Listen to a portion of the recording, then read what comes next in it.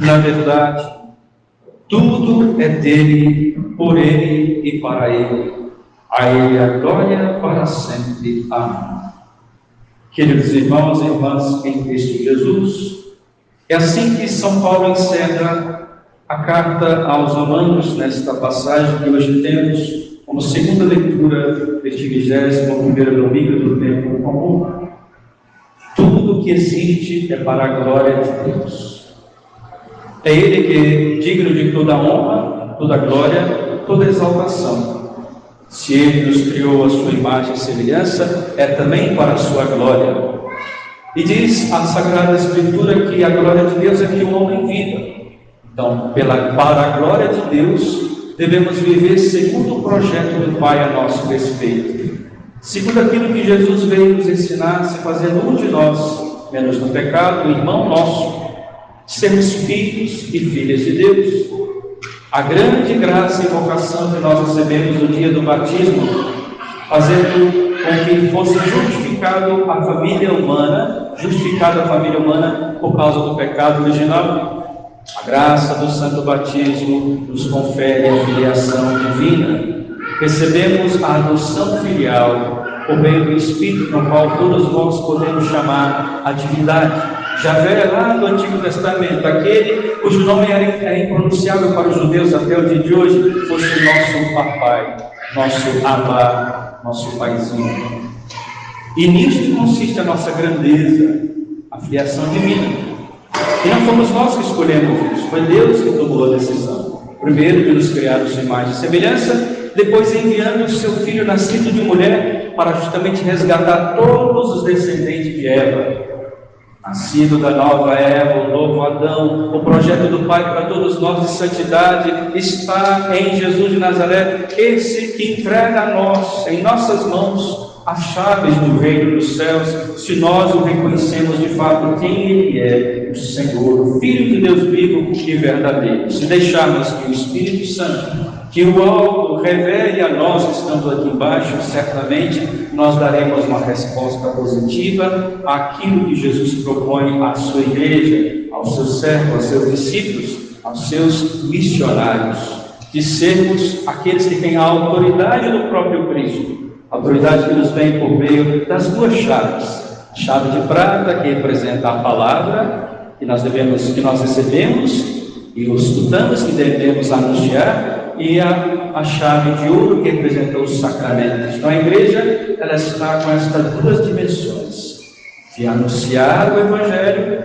e, por meio dos sacramentos, fortificar, santificar aqueles que escutaram a palavra do Evangelho e, por causa do anúncio que lhes foi dirigido, a fé entra pelos ouvidos, como diz São Paulo, eles tomam a decisão de aderir a uma pessoa humana e divina que se chama Jesus de Nazaré.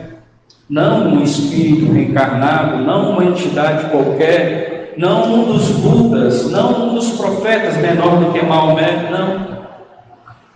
Jesus chega em Cesareia de Filipe e faz uma pergunta importante para aqueles discípulos que estavam seguindo ele já há quase 3 anos.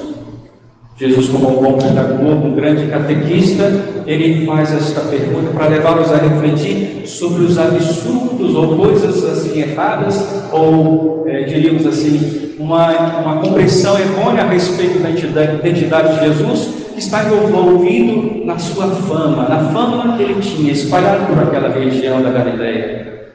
O que dizem os homens a respeito do Filho do Homem?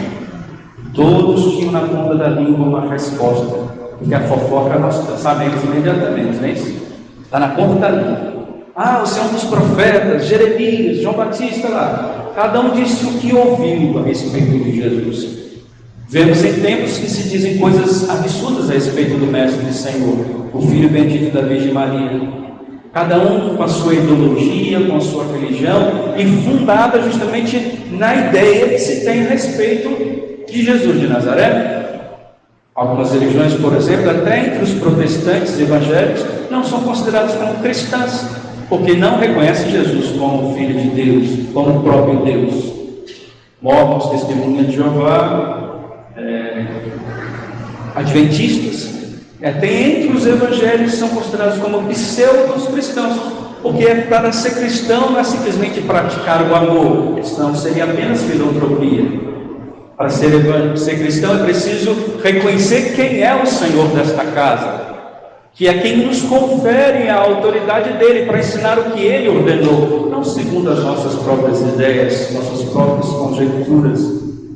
Se a casa pertence a Deus, se o palácio é de Jesus, e ele foi ao céu e entregou para nós a responsabilidade, nos passou o bastão, ele vai voltar para saber o que nós fizemos da sua casa. Se transformamos a casa do Senhor, a casa de oração, em lugar de corrupção, como aconteceu no templo de Jerusalém, que o próprio Jesus expulsa os vendilhões e diz: destrua esse templo e reconstruirei em 3 dias. Falava a respeito do seu próprio corpo, ou seja, todo culto, todo ritual, todas as nossas práticas de devoção, toda nossa liturgia, ela só tem sentido por causa de uma pessoa, que é o Filho de Deus vivo, verdadeiro. Nós precisamos saber quem é Ele, para saber se na casa dele nós estamos nos comportando de acordo com o seu projeto, senão dá religião a cada cabeça. Segundo cada cabeça é uma religião, segundo cada cabeça é um tipo de cristianismo. Daqueles que querem ver Jesus só como um milagreiro. Jesus não é um mago que veio aqui para resolver os seus problemas em 3 dias. Venham, parem de sofrer, saiam dos seus problemas, aqui eu dou conta de resolver os seus problemas. Ora, pelo contrário, Jesus propõe o inverso do que muitas destas seitas que se dizem cristãs estão propondo para o mundo. Uma religião fácil, uma religião de conforto, uma religião materialista, uma religião em que as pessoas querem parar de sofrer. Pelo contrário, quem quiser seguir, o primeiro passo é renúncia de si mesmo. Só isso já causa para nós um tipo de sofrimento, que o nosso pior inimigo não é o vizinho, somos nós mesmos marcados pelo pecado. Fazemos o mal que não queremos, ou conseguimos fazer o bem que nós nos propomos, e esta luta contra este homem carnal, este homem antigo, é uma luta que devemos travar como um bom combate, como São Paulo fez, mas sempre conscientes que sem Jesus nós não podemos nada, porque é Ele mesmo que é o dono dessa casa, diz: sem mim nada podeis fazer. Como é que eu tiro Jesus de jogada, coloco Ele de lado, para poder dialogar com o diferente, dizer, Ele é só mais um da entidade desse catimbora aqui? Não. Pedro responde a palavra certa, porque ele se abriu à ação do alto. O que vem da parte de Deus é quem revela. Nós não conseguimos adentrar os conhecimentos de Deus. Oh, profundidade da riqueza, da sabedoria e da ciência de Deus! Como são inescrutáveis os seus juízos, impenetráveis os seus caminhos. De fato, quem conheceu o pensamento do Senhor? Ou quem foi seu conselheiro para dizer a ele como é que ele deve criar? Pedro se atreveu a fazer isso.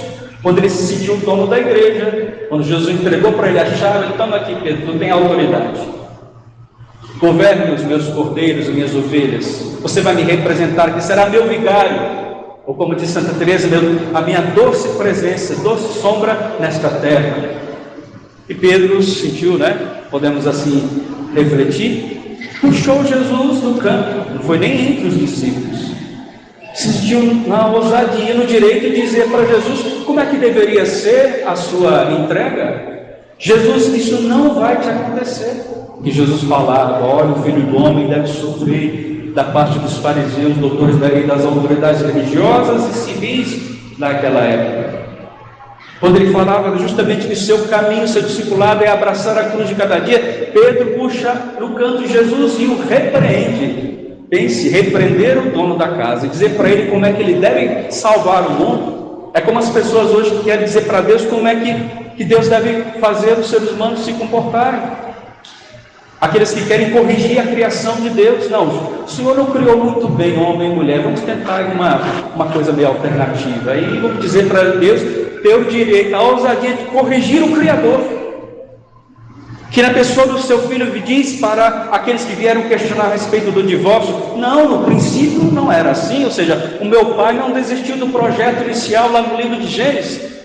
O homem deixará pai, deixará mãe, se unirá a sua mulher e serão uma só carne.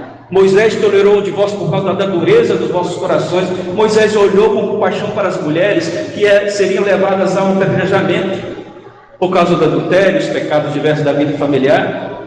Era a única forma de salvá-las de uma vergonha terrível e de uma morte terrível. Tolerou, mas o projeto do meu pai não é esse.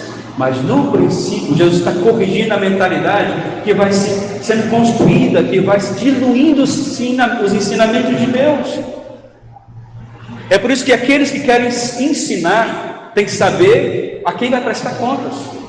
Leigos e leigas, nós estamos no mês vocacional, dentro desse ano vocacional. O primeiro domingo foi dedicado aos padres, o segundo aos pais, terceiro aos religiosos, coincidindo com a festa, solenidade da Assunção da Senhora, que é a figura para todos os consagrados, figura da igreja, mãe e mestre.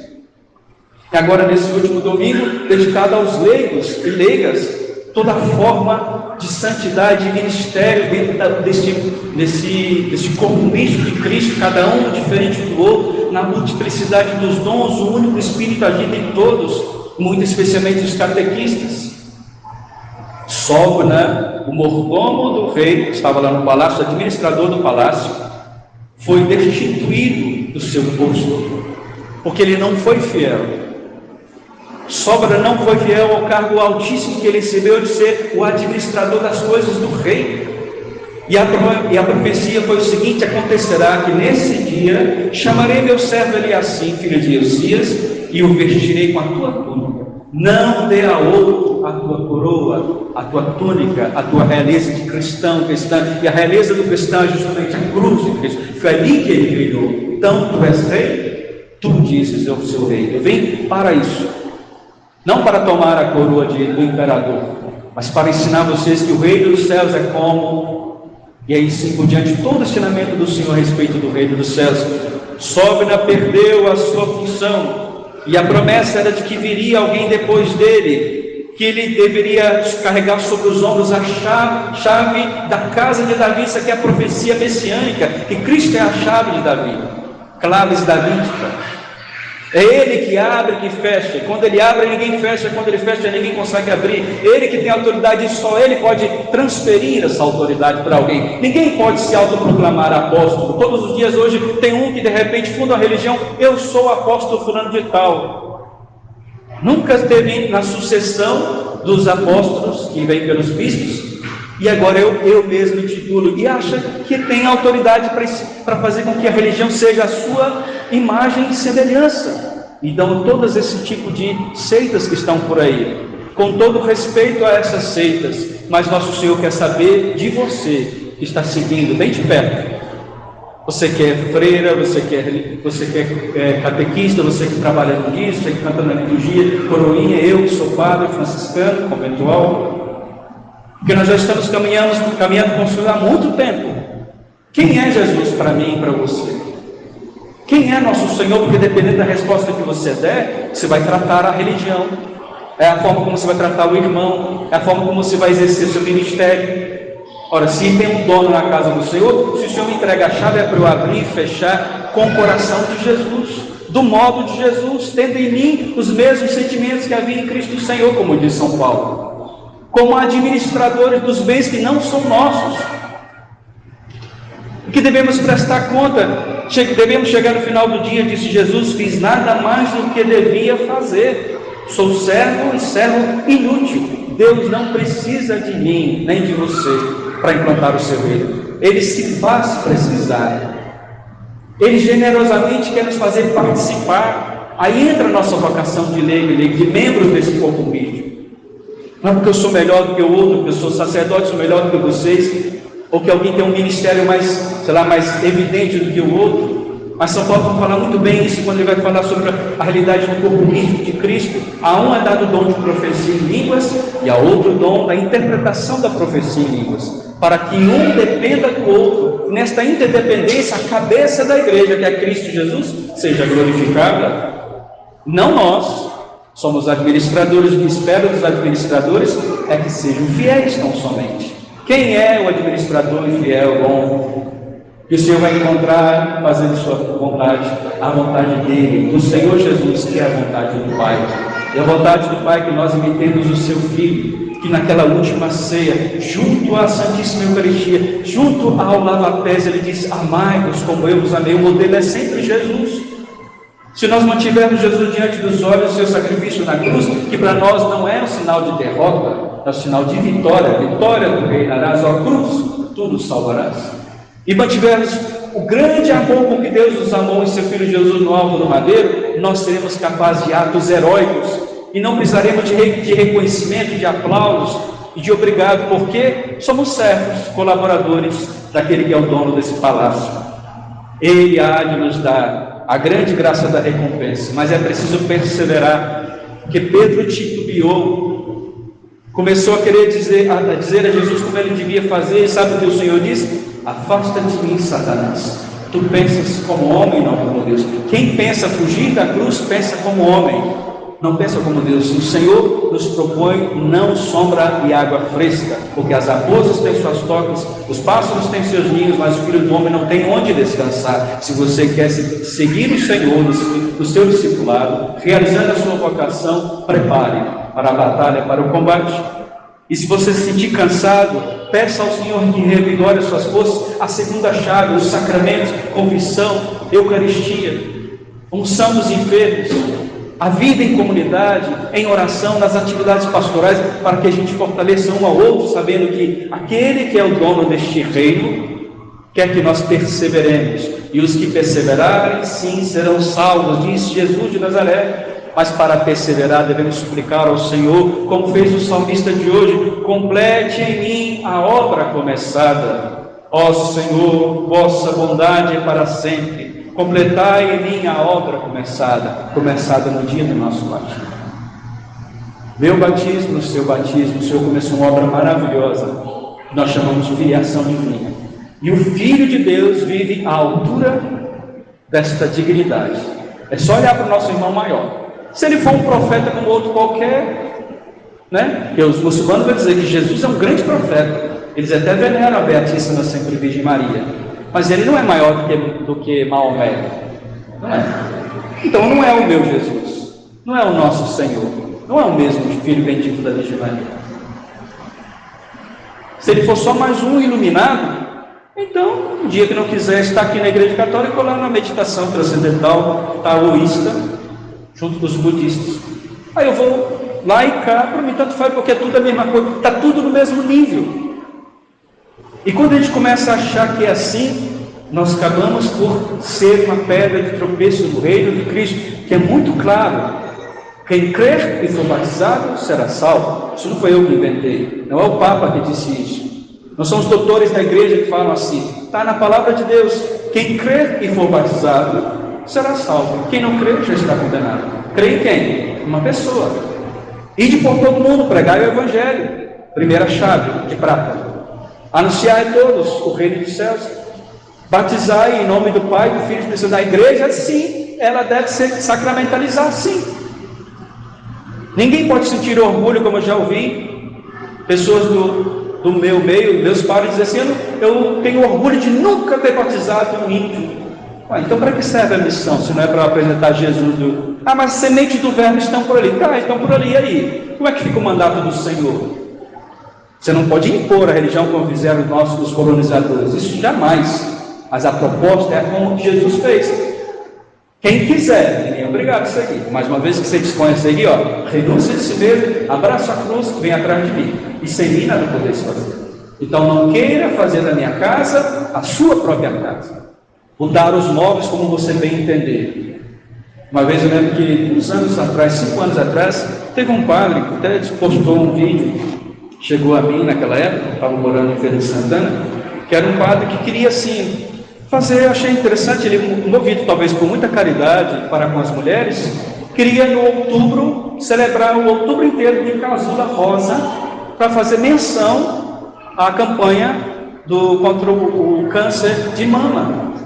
Nós sabemos que a casula rosa, a cor litúrgica rosa, se usa quando? No domingo do Letário e no domingo do Gaudete. Acontece na Quaresma e no Advento. Os 2 únicos dias se usa, tanto que eu nem tenho, porque casula é uma coisa tão cara, para usar 2 vezes por ano, então a gente pode usar roxo mesmo, está de bom tamanho. Mas vou usar o mês inteiro para fazer campanha. Com que autoridade eu tenho para mudar a liturgia da igreja por conta própria? Mas ninguém vai repreender, porque ele está fazendo uma caridade, ele está pensando nas mulheres. Vocês entendem o que eu quero dizer com isso? Levar a reflexão que a casa não é minha. Hoje vamos, em vez de colocar verde, vamos colocar vermelho com quadriculada. Vamos fazer, fica bonito. Mas por que se usa verde? Por que se usa branco? Por que se usa roxo? Por que se usa vermelho? Tem um sentido que não foi ontem que começou. Há alguém que vem antes de mim. Não é o filho que tem que dizer para o pai como é que ele deve educar a sua família. Aí entra toda essa dinâmica que a gente precisa respeitar, e sempre no espírito de Jesus Nazaré. Por que eu estou fazendo? Para quem que eu estou fazendo? Com que objetivo eu faço? Precisamos saber a quem nós servimos nessa casa. Se for para mim, meu prazer, a minha vaidade, eu posso transformar a igreja como eu quero. Aí hoje eu vou pular, macaquear aqui no altar, vou dançar, para que aí eu faço, porque eu preciso animar. Cada dia eu tenho que pensar no que eu vou fazer de novo, porque o povo já está desanimado. Ou seja, não vale o Evangelho, não vale a igreja repetir o que ela vem repetindo desde há séculos, as palavras benditas de nosso Senhor, como diz São Francisco de Assis, nosso pai fundador, as honoríferas palavras de nosso Senhor, repetidas pelo sacerdote, que traz a nós o santíssimo corpo, sangue, alma e divindade de nosso Senhor Jesus Cristo. Por isso, quero honrar e venerar os sacerdotes, mesmo que eles me persigam, mesmo que eles não sejam dignos, pois é preferível ir dirigir a ele, beijar as suas mãos, depois saudar o anjo, se no caminho eu encontrar com eles dois, que somente ele poderá fazer isso por mim. Ministério diferente, não é mais importante do que o outro, mas ministério diferente. Pai tem a função dele, mãe tem a função dele, padre tem a função dele, cada ministério. Quem é desafinado não pode querer se pertencer ao grupo da música. Não dá, gente. Não é por questão de exclusão, é porque não dá. Jesus disse: há homens que nasceram eunucos, há homens que os outros o fizeram eunucos, e aquele que se faz eunuco por causa do reino dos céus. Quem tem ouvidos, que ouça. Ou seja, quem puder entender, entenda. Jesus vai enfiar na tua cabeça.